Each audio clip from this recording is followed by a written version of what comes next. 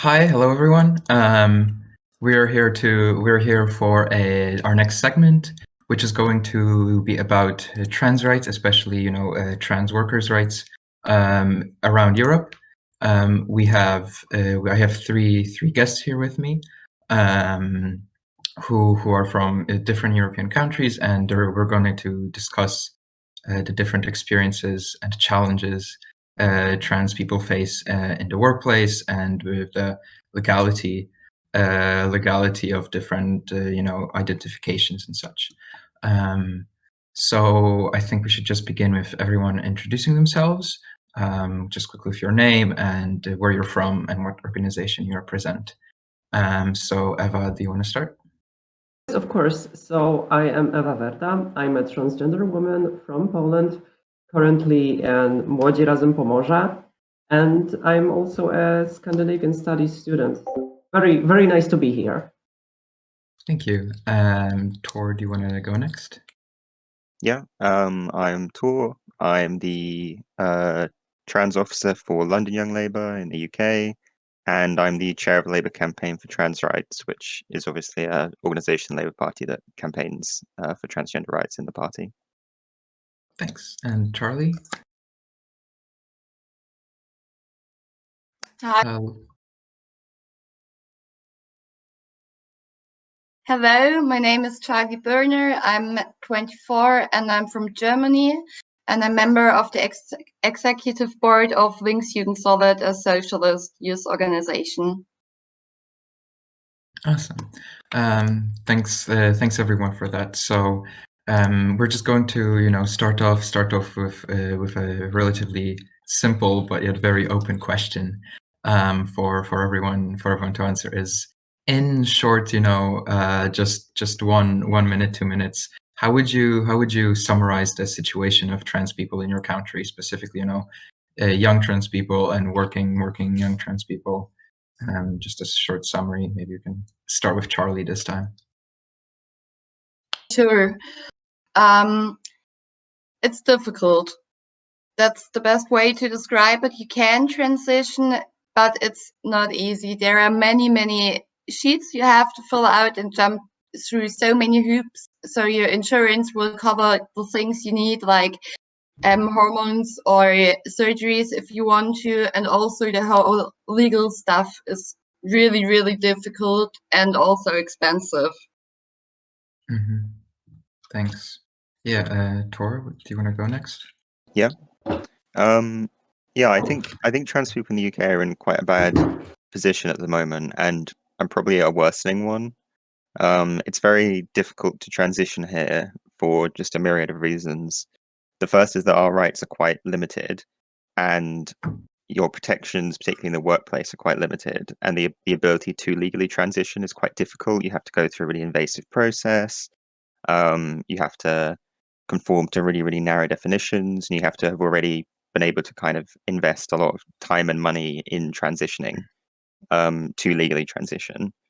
Medically, we don't really have trans healthcare in the UK, even though supposedly we have universal healthcare. Waiting times for any kind of transition-related healthcare are between 2 and 5 years, which is just obviously absurdly long. And even once you get to the point where you could receive some kind of transition-related healthcare, it's also still very limited. You have to jump through a number of hoops. And just generally in kind of the social space, there's just a kind of rising tide of transphobia that's been increasingly propagated in the press very heavily over the past few years. There's some quite strong and organized transphobic organizations, and increasingly, obviously, the Conservative government has been going further and further towards transphobia over the past few years, and actually limiting our rights even further, and particularly for trans young people. At the moment, the ability of trans young people to transition is currently under threat, by which I mean the government is considering essentially banning trans young people from transitioning. So yeah, quite a poor situation here. Yeah, and thanks. And Eva? Well, I would guess that more than half of Polish population doesn't really know what being transgender is about or how a transgender person looks. Most probably they only know one former member of the parliament, Arna Grodzka. National Health Insurance Fund does not cover anything related to being transgender, so one has to cover all the costs of medical transition by themselves. Trans women do not have access to estradiol valerate injections, only to pills and gels, which are less effective. And in order to get documents aligned with our gender identity, we have to sue our parents, and the lawsuit does not have to go well. It depends highly on the judge. Trans people in Poland are one of the most delicate and discriminated against groups in Poland. And yeah, I think that would summarize it. In order to transition, you need a lot of money, very high amounts of money, and it's hard, just hard. And there's a lot of gatekeeping going on. This is also very common in Poland. But the situation is like this weird that if you know the right people and have enough money, it's really easy to transition. But if you don't have one of these two things, this can go on for years and years and years, and you may not receive any help at all. Yeah, thank you for that. So next, kind of can transition to a more open discussion. To kind of first discuss that process of transition, and what does it look like, both in terms of the legality and the steps it takes to change your legal gender, but also socially, because often those challenges within the workplace and within our social circles are just as difficult. So if you can just talk a little bit about compare what that transition looks like in the countries.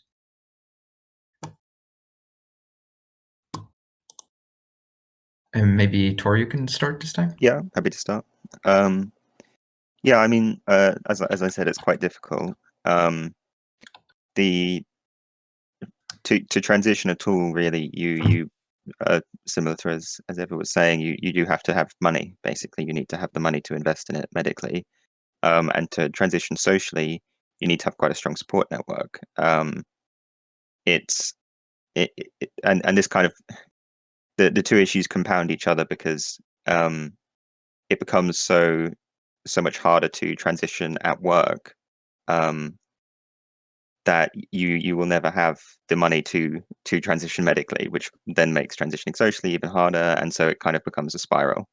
Yeah, I mean, the process here is also getting worse in many ways, because as I say, there's these waiting times that stretch up to 5 years at the moment, but they've been steadily increasing over the past several years because the government just doesn't want to invest in it at all, and the ability to access it is becoming increasingly limited through legal means. So it's kind of just getting worse and worse at the moment. Yeah, I think I think for most people it's kind of something that if you are a trans person, you want to transition. Most people here basically spend quite a lot of time, often years, just trying to kind of amass the resources and build a support network that will enable you to do it. And so for a lot of trans people, obviously, I think there's a lot of trans people at the moment in particular who basically feel that the situation is such that it's almost not viable to transition here, at least at the moment. And a lot of people who essentially just choose not to, even though obviously that's very difficult. Obviously, any trans person knows that having not being able to transition is extremely painful. I think a lot of people here essentially feel that in the UK you kind of can't, and I think there's a lot of sort of general hopelessness at the moment, because things seem to just be getting worse. And if you're someone who isn't able to leave the UK, it's quite hard to see a sort of positive vision for the future as a trans person, which is a further kind of oppressive thing that just makes it feel like transitioning isn't possible. Thank you. Charlie? Yes, so I started to talk about how difficult it is to legally change your gender. So the first thing is you're not even able to as a non-binary person, because most courts don't recognize that we even exist. So you can choose between female, male, or diverse, but diverse is only meant to be for intersex people and not for non-binary people. So that's really hard. Also, it costs a lot of money. You have to go to court. You have to go to some psychologists before and ask you really intimate questions. And also the law is 40 years old and really, really discriminating. And we're all hoping it will be getting changed soon. So I know a lot of people who are not transitioning legally right now, because they're hoping that the law will be changed and it will be easier and not cost about 3,000 euros for just the lawsuit. But also the social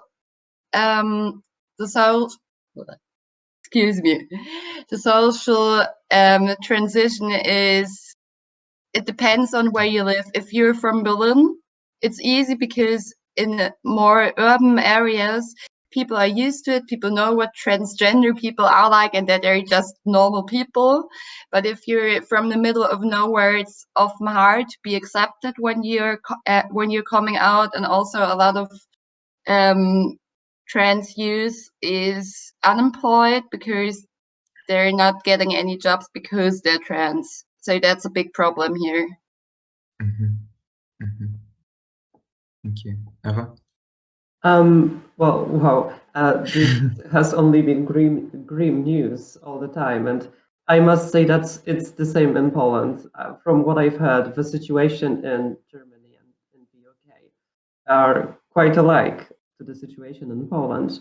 But I want to talk about a different thing now.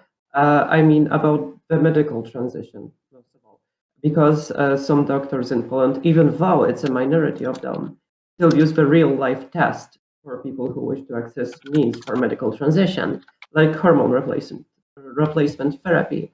And it has been judged as very painful and harmful by most of the researches that has been done on that. But as like a counter reaction to the leading party's narration towards trans people, which is highly transphobic and LGBT phobic, as in all of this narration, the situation is, I must say, slowly changing for better, but by a bit every year, mostly due to amazing professionals who are now active in Poland, like Dominik Hak or Dr. Rachoń or Dr. Zapliczyńska. Also, Polish Sexological Society has also issued a statement on how trans people should be treated in Poland and are pressuring professionals to use the international healthcare standards for trans people. So it's changing. It's not the same all the time. And new centers for access healthcare are being opened, mostly mental healthcare, but it is something. Yeah. Thank you for that. Maybe going off of that thought of how things are changing. I know, Torr, you mentioned that things might be getting even worse in the UK. But maybe what hope do you see? What chance at a betterment of things do you think that exists? How realistic that is? A lot of people put a lot of hope in young people who are often slightly more progressive and informed on these ideas. Do you think in the next certain amount of years the situations could get better in your country? Do you think it's just going to stay as bad and there's little hope? No, I think there is hope. I suppose I'm hopeful because in the past sort of, I don't know, 5 or 6 years, we've obviously seen a kind of strong left-wing movement in the UK that was really primarily made up of young people, and a movement that was heavily based on solidarity between all marginalized people and opposing discrimination as a whole and fighting for workers' rights as well as trans rights, and that gives me hope. What doesn't give me hope is that obviously at the last election we were defeated, but I am hopeful that that represents a kind of social movement that exists regardless of what's happening in sort of electoral politics. There's obviously a social movement amongst young people that believes in those values and believes in that kind of future, where everyone has access to healthcare and everyone has strong protections at work, and there isn't this kind of precariousness that people face at the moment, particularly trans people and other marginalized communities. And that does give me hope. I'm also hopeful because we have seen trans people become more organized in the UK, more politically organized. That's something that the Labour campaign for trans rights was sort of principally founded to do, was to try and politically organize trans people to fight for our rights. Because traditionally, obviously, trans people haven't been able to do that, and our rights have kind of been carried forward by others who are maybe supportive of trans people but not trans people themselves. And so I think that's a very positive thing, that now trans people are beginning to organize and kind of strengthening our own political power, and that represents the ability to, at some point in the future, kind of turn the tide. So there is reasons to be hopeful. That's always really good to hear. Charlie, what do you think of the situation in Germany? And how? Oh, sorry. No. Just and how do you think it's likely to change? I'm hopeful because some things are already changing. There are plans on a new law, so you can change your legal gender easier, and I hope it goes well. I really hope. Also, some of the medical transition progress has been made easier, but I wouldn't say easy, just less work than before. And also trans people are getting organized and are fighting for their rights in Germany more than ever before. So I'm really hoping that the situation will better. Ewa, in the situation, how it can change in Poland, do you think? Well, I kind of already sketched out the vision.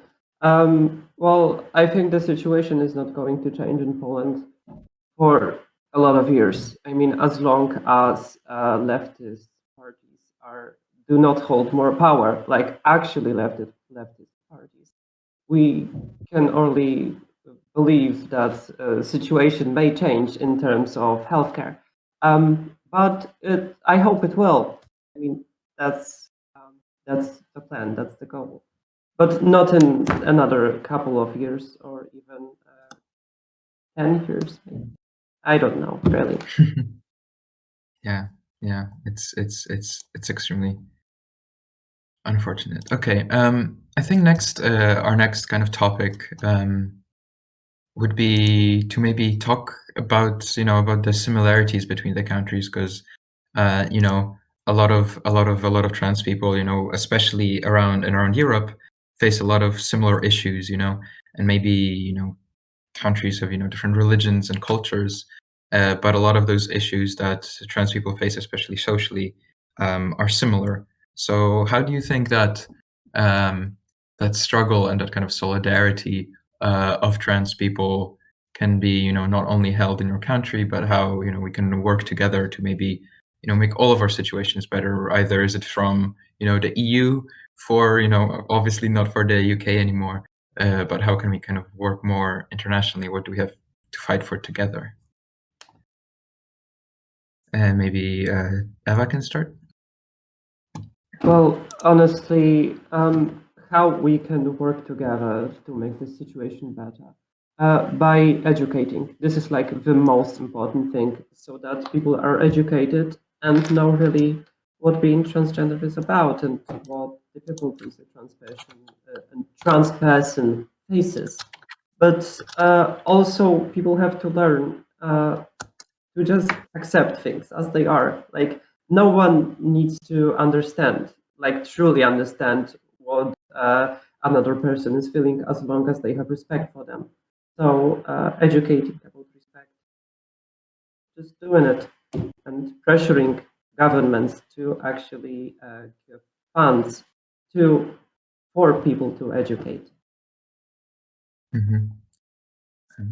Charlie, what do you think? As Eva just said, I think educating people and show them what the reality of trans people is really important, like how hard it is for us to get the medical transition we need, or also the legal transition we need, and to show them our problems and be like, help us, please. So maybe also non-trans people can fight for our rights together with us and be good allies. Also, there has been a EU-wide thing called Transvisible, who worked out a fact sheet for how you can transition at work and how your company can deal with it so they can support you. So there are already initiatives like this going on. Awesome. And Torr, obviously you're in a different situation because of Brexit. But what do you think that solidarity and cooperation can still be effective? Yeah, absolutely. I think it's actually really critical, because I think it's evident that the kind of rise of transphobia has been simultaneous across much of the Western world for the past few years, in particular, obviously across Europe, but also in North America. There's been an increasing push towards transphobia, and I think that that's obviously not something coincidental. That represents an international force that is pushing towards transphobia, and I think if we're going to oppose that effectively, it's very important that trans people also organize internationally. I think, I mean, I'm not, I don't know the exact reasons why, or sort of the exact organization that is leading to this kind of international push. I think obviously you can track different right-wing organizations that have international ties, and the increasing organization of the international far right. But it's clearly a phenomenon, and we have to organize internationally to oppose that. In terms of how we do that, obviously for the UK, the EU is now off the table as a means of doing that. But there are still ways to do it. Obviously, there are trade unions and which have international ties. There are political parties on the left that have strong international ties, and obviously, I think LGBT plus organizations also need to kind of work harder to cultivate international ties and try to organize effectively across national boundaries in a way that maybe we haven't in the past. I think it's important. That's something that we try to do if we're going to actually push back against transphobia. Yeah, I think that solidarity and cooperation is very, very important, because a lot of the issues we really face are often very similar. And another thing that's very similar, and the common experience is everyone has to work, and that transphobia is often very, very visible in workplaces. So what do you think, could you describe maybe the systematic discrimination against transgender people specifically in the workplace? Are there any aspects of that work that organizations in your country particularly care about?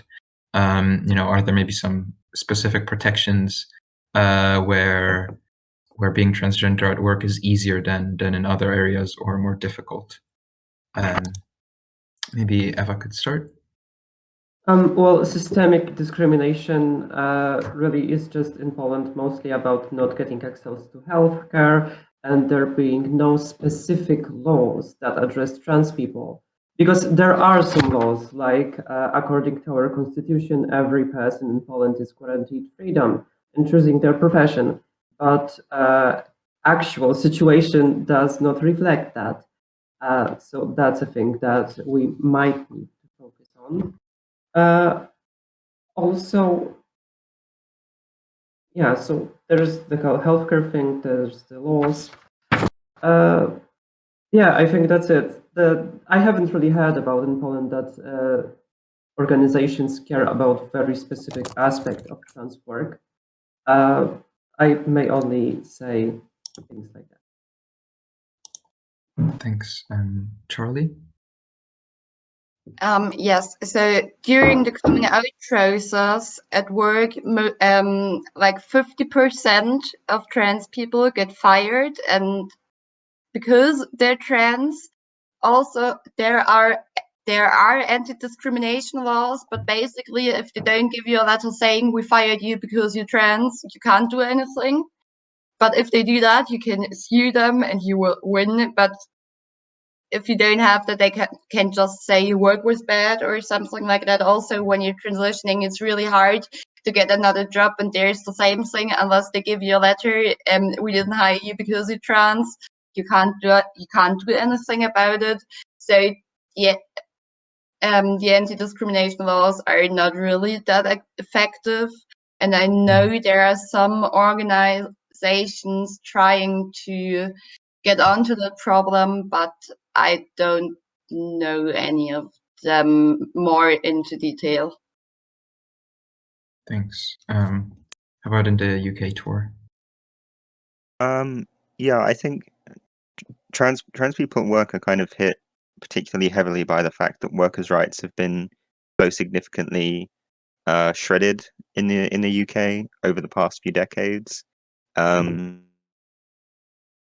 the point that it's a similar situation technically as Charlie described, where if you were fired and they said, we are firing you because you are trans, you would have recourse.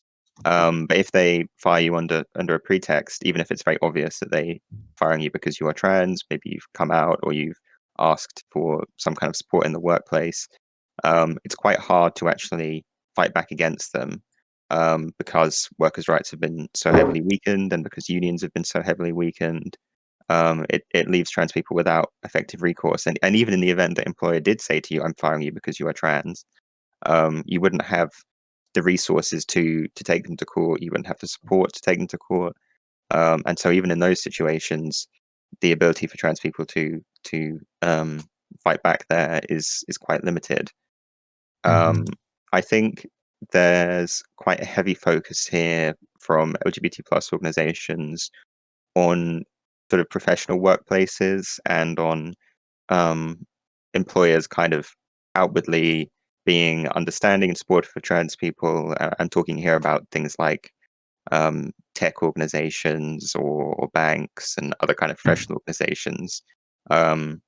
Whilst there isn't really much attention given to lower paid work, which is obviously where the vast majority of trans people are.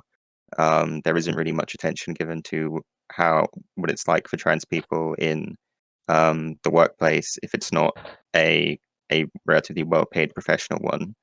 And I think this is a really huge blind spot and a really huge weakness of the kind of attention that has been paid by LGBT plus organizations to the workplace, and kind of means that a lot of that attention hasn't really been very effective for trans people.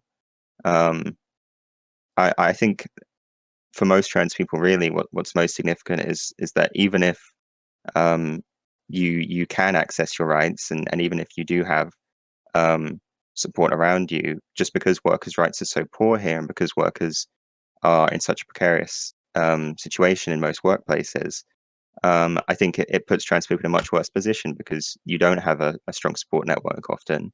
Maybe your family doesn't support you, and you don't have a kind of safe place to live.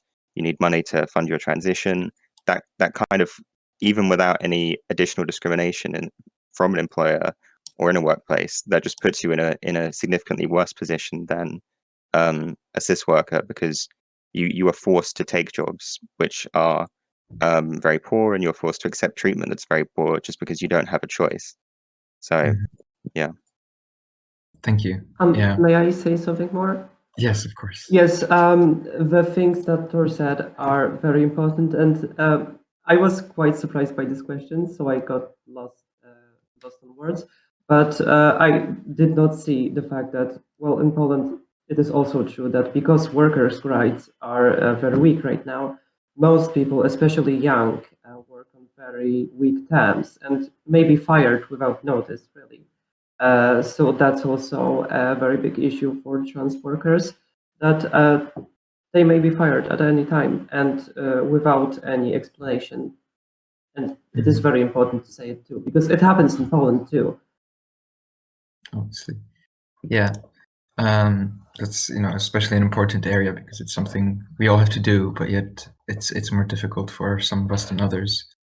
I think the next kind of topic to discuss would be specifically non-binary people who often face who often face very, very different challenges. And, even with the idea of language, Polish, for example, is a very, very gendered language, where even speaking in DI, you have to almost sometimes out yourself because of the pronouns not only being used in the third person. So what would you say is the situation of specifically non-binary people in your country, in workplaces?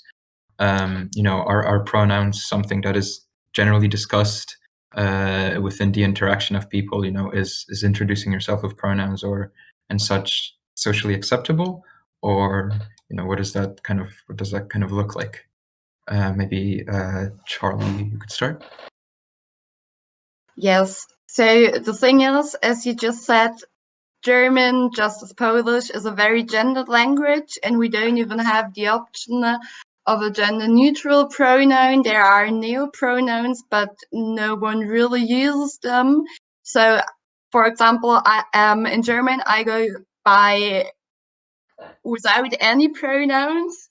So people only refer to me with my name, but also because sometimes it's too complex, and with people I know better, I tell them he's okay, but as soon as I tell them he is okay, they just start using he and not avoiding pronouns at all anymore. And at workplaces I've worked before, I was really insecure and didn't even come out because they were joking about stuff like that. So basically most workplaces don't even know non-binary people exist. Yeah, so that's a really, really big problem. Ewa, do you want to go next about Poland? Well, of course, the term non-binary is not really well known in Poland. Probably the only non-binary person that Polish society has heard of is an activist, Margot, who has been arrested in summer 2020 and whose situation has awakened mass protests. But at least they know someone, right? Polish is also a very gendered language, as it has been said, and a person in singular form is mostly addressed as on or ona, which is he or she. A lot of people try being creative with our language and try using, for example, forms called Jukaisms, or they might try to use the gender-neutral pronoun ona, but it sounds really as the person you're referring to is not a human a bit, because that's how it is in Polish. That's how it sounds a bit. I hope it might be changed, I guess. And also like how it sounds, because it's mostly correlated to how our culture has made us think about this pronoun, which is ona, a singular they pronoun. In the plural form, one can only be addressed as a plural he or plural she. Sorry. People laugh at the idea of introducing themselves with pronouns in Polish. And what is missing is a clear statement, investigation, and research from the Polish Language Council that would just show us how non-binary identity can be, how non-binary people's identity can be addressed in Polish. And in workplaces, the non-binary identity can be brushed away and judged as trivial or laughed at, as Charlie said, which is a bad situation, I would say, because, like it has been said, most people don't really know what being non-binary is about. And non-binary people are also more discriminated against other transgender people whose identities are binary, because it's easier to understand, really. These problems could be solved, but they, like again, they require a lot of. And in situations in which a non-binary person may need to be in contact with a client, they almost always hide their identity, because it's hard to out yourself all the time, and working while being gender affirmed is almost unachievable. I suppose in some minor, like minor situations, not minor, in very rare situations, it might be okay if your coworkers are very supportive and accepting. But it does not happen a lot. That's yeah, that's all. Thank you. Thanks. Yeah, so I think we just have a couple of minutes left. So I think why don't we, leave the discussion with what you think, what is the kind of a couple of the most important things that, really trans rights organizations are campaigning for right now in your country? What is something that's that would really, maybe not make the situation perfect, but improve the situation, and is relatively achievable? What are some things that that these organizations, both leftist progressive ones and specifically LGBTQ and trans organizations, really think is the next step in making the situation better? What do you think is the most important thing for us to support right now to make trans people's lives easier and eliminate maybe at least some of those challenges? Torr, would you like to start? Yeah. So I could go on forever about various things that are very much needed to make trans people's situation here better. But I guess to take two things, the thing that is being, or at least has been, campaigned on the most heavily for the past several years in the UK is reform to what's called the Gender Recognition Act, which is the piece of legislation here that essentially enables you to transition and allows for legal transition from one gender to another binary gender. There is no non-binary gender recognition in the UK legally yet, but that's been the most heavily campaigned upon thing, because the current Gender Recognition Act is very old, it's very outdated. As I mentioned briefly, it's very, very stringent. The process is very invasive, it's expensive, it's highly bureaucratic, and the vast majority of trans people are essentially unable to do it and will never receive a gender recognition certificate through the Gender Recognition Act. So that's been the most heavily campaigned upon area for the past several years. Unfortunately, the government, which said several years ago that they were going to reform it, then decided that they were not going to reform it. But it's still possible. However, I think I don't know if or when the Gender Recognition Act will be reformed. Hopefully, it will be at some point in the next decade. Hopefully, but I think in some ways a more immediately significant thing to campaign upon is informed consent in healthcare, which just refers to the ability to essentially go to a doctor who you know and trust. Say I'm transgender, and then have access to hormones and to transgender healthcare. I think that would be a really important reform in the UK.